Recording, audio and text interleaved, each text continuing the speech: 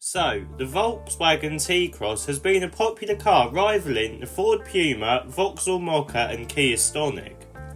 Well, to keep it fresh against its rivals, Volkswagen has given it a facelift. Let's have a look to see how it improves over the pre-facelift model, but let's also look and see if it can beat its own rivals. Hello everyone, welcome to Everything Cars and More. This is the #1 place to be for car news and reviews. Sit back, buckle up, let's go.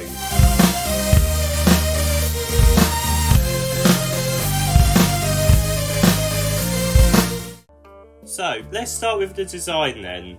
To start with, we get a whole new front-end design that is much sportier and more premium than before.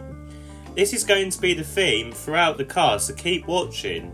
We get a set of new LED matrix headlights, and we also get a new set of LED side lights within the headlights, and connecting the headlights together is a light bar. We also get a new grille with a different mesh pattern that makes this car look more modern and premium than before. Lower down we get a new much bigger central air vent which is more aggressive than before. We also get some sporty side vents housing the LED daytime running lights. There is also less cladding than before, and again that just makes this car feel a lot more premium. Moving around to the side, and we get a bit less cladding than before, but we also now don't get any fake side vents on the R line like before too. This has been replaced with the new R logo. We also get some new colour and wheel options too. Moving around to the back, and we get a reshaped design to it. To start with, we get some new graphics in the taillights, but they have now been stretched into the boot, making the car look a lot wider than before. Gone has a reflective strip too, and it has been replaced with a light bar, giving this car a much more premium look. The boot opening is slightly different too, with the taillights being slightly wider than before.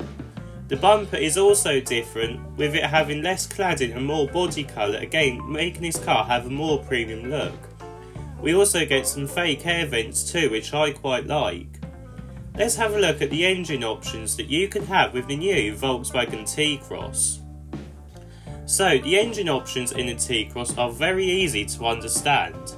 You can only get petrol engines, but they are all very efficient and quite nippy. Let's start with the 1 litre engines. To start with, you can get a 1 litre engine with 90 brake horsepower. This is mated to a 5-speed manual gearbox, and it is front wheel drive. 0 to 62 is dealt with in 11.2 seconds now, which may sound slow in today's standards. The next option though is the best option out of all of them.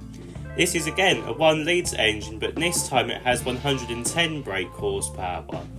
Again, it is front wheel drive, but you can either have it with a 6-speed manual or a 7-speed DSG automatic gearbox. 0 to 62 is dealt with in 10 seconds too, which isn't that bad. Finally, the last engine is a 1.5 litre unit with 145 brake horsepower. This can only be had with a 7-speed automatic DSG gearbox now, but 0 to 62 has been reduced to 8.4 seconds, which again is quite quick for this car. The price of the new Volkswagen T-Cross facelift starts at £23,965. This isn't bad considering its rivals are a lot more than that. Let's have a look at the interior. So, stepping inside the new Volkswagen T-Cross, and from first experience it has grown up a lot considering it is only a facelift. The dashboard is completely different with upgraded materials on it, as well as a different dashboard design with a new infotainment surround like what you will find on the T-Roc facelift.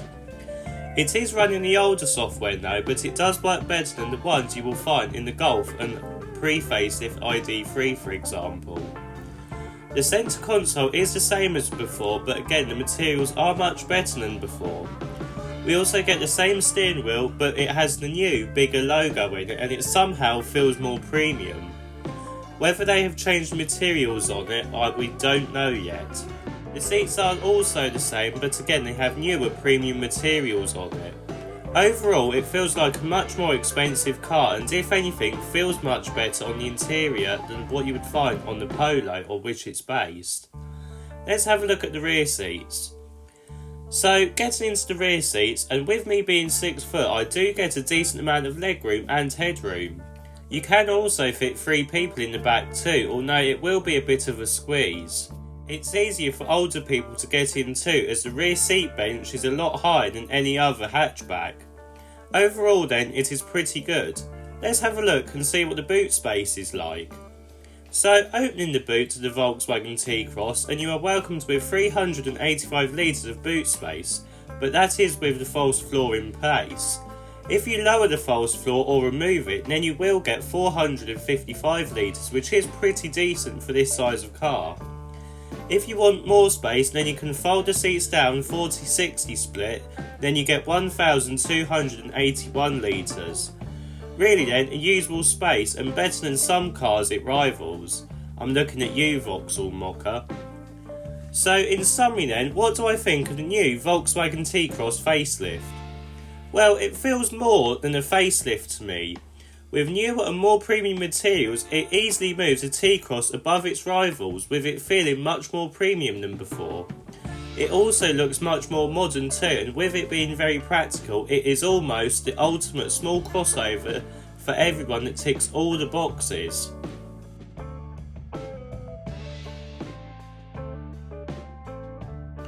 If you like this video, please don't forget to like and subscribe.